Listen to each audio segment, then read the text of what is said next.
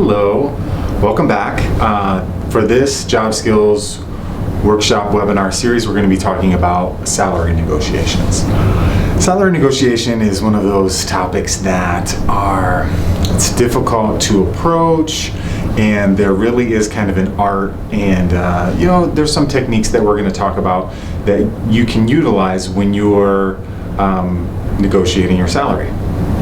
So first off, this is exciting. You've now received an offer, and the tendency may be to accept it right away. You've been in school or you've been searching for a long time, and so the natural reaction is to just go ahead and accept it. But from my experience and from the employers that I've spoken with, most of them expect you to negotiate at least, in some aspect or in some point, or even to just ask if the salary is negotiable, because there are a handful of organizations where they have it's pretty clear cut. They'll have a spreadsheet where if you're entering in entry level, you have, essentially just the clinical experience that you've gotten through school, and then the amount of education that you have, you're going to start at a specific number. So first of all, just asking if the salary is negotiable, and then even before you go into as you're going through your job search, anticipating that offer, you want to make sure that you do your homework.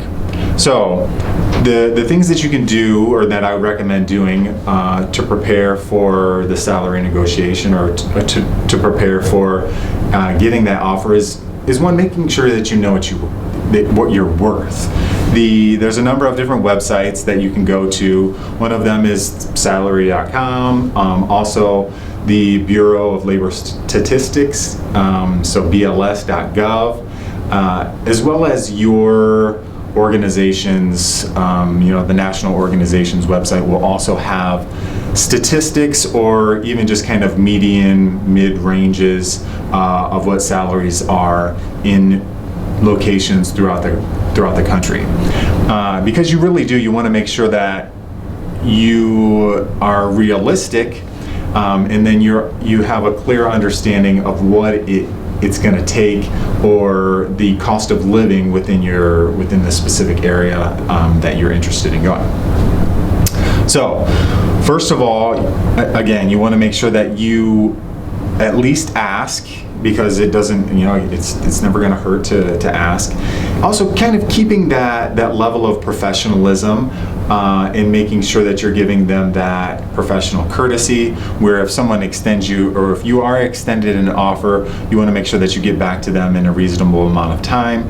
And then also, I'm going to give you a couple of tips with potential multiple offers, as well as what to do if you're kind of put on the spot and you're not necessarily prepared.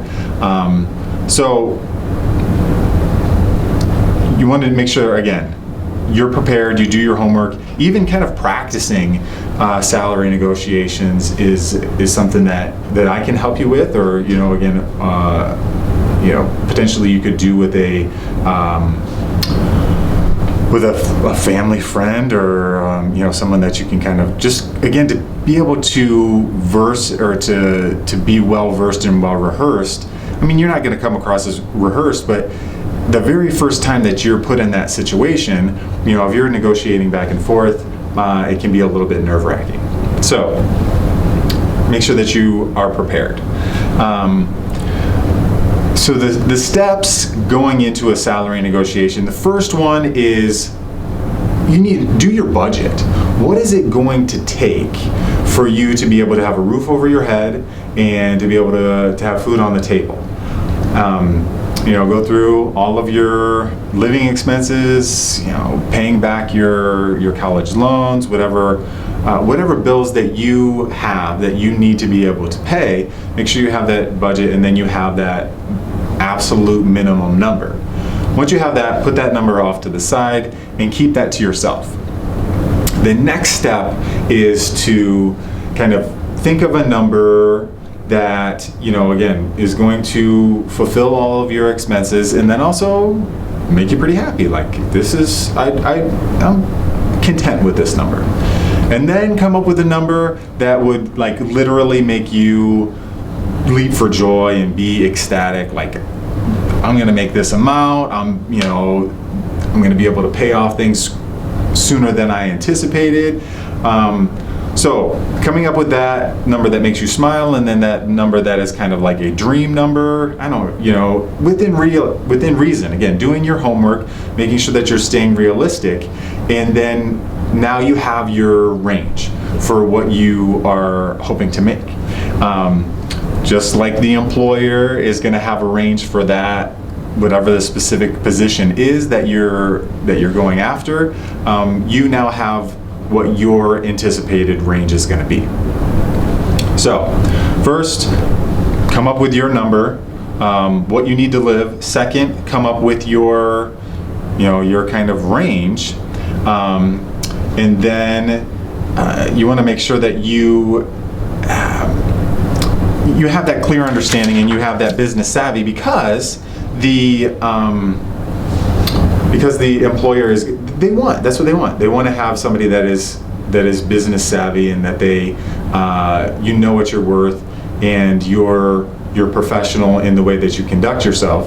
So that's kind of the process. And then expect them to come back with something that is, or extend an offer that may be slightly below, and don't take it personally. It's their job, whoever the employer is, to try to maximize their resources, and it really needs to be kind of that business deal, and so be prepared to conduct yourself accordingly. So I mentioned at the beginning where there's a couple of different scenarios that you could be placed in when you're negotiating your salary. So the one that is, I guess, maybe the most difficult is kind of face-to-face, where they bring you in for a second or third interview, and then they ask you specifically, well, what do you expect to make?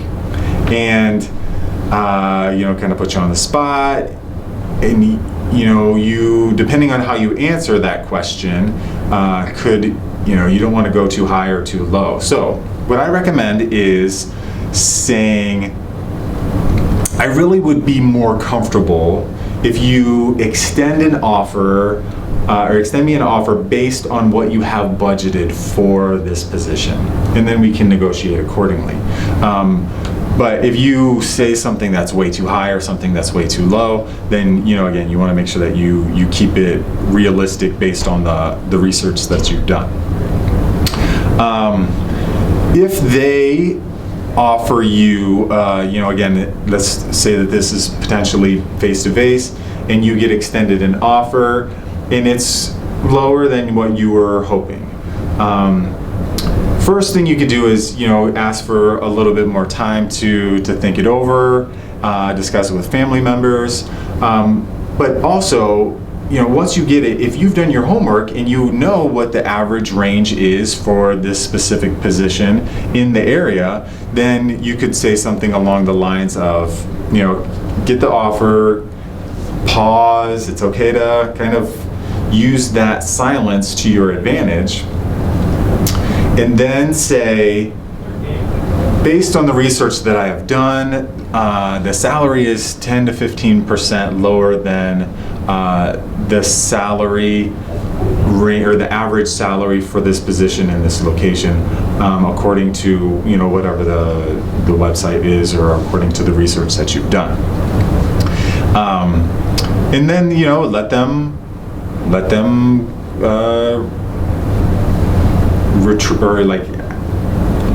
allow them the opportunity to extend an alternate offer, or to say, well, okay, we can revisit this, or however we can potentially go after it.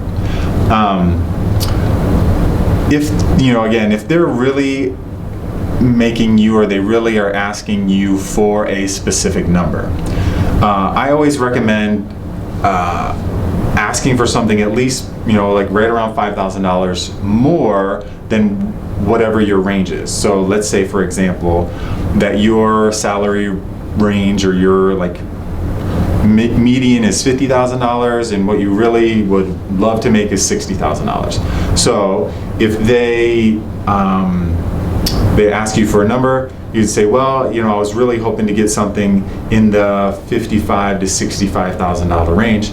And then more than likely they'll extend that offer at the bottom of whatever your range is, and then you meet in the middle and everyone is happy. So it really is kind of a delicate, like I said, it's a delicate topic, it's a delicate subject that you need to approach and have that level of professionalism and level of confidence going in. The other important thing to factor is that salary isn't the only part of the benefits package that you could potentially negotiate. I've had students or alumni that have come back to me before and they said, well, the salary wasn't something that we were able to work with, but I was able to get, some extra vacation days, or maybe a little bit of flex time, or you can kind of be creative, maybe even whatever type of, if they have specific retirement, medical insurance, dental vision, all of those types of things. You want to make sure that you take all of that into consideration because all of those things are a significant cost for the employer. So if you're able to negotiate accordingly, depending on what your needs are or what you're hoping to get, then make sure that you take all of that into consideration. Also, again, when you're negotiating, and even when you have potentially multiple offers. So I get this question a lot. What happens if you are extended an offer and you're still waiting to hear back from somebody else? Or you're extended essentially multiple offers at the same time. What do you do? Well, if you're extended multiple offers, this is a great way where you can potentially leverage the offer that you have received and be able to get a higher salary, better benefits from your top choice.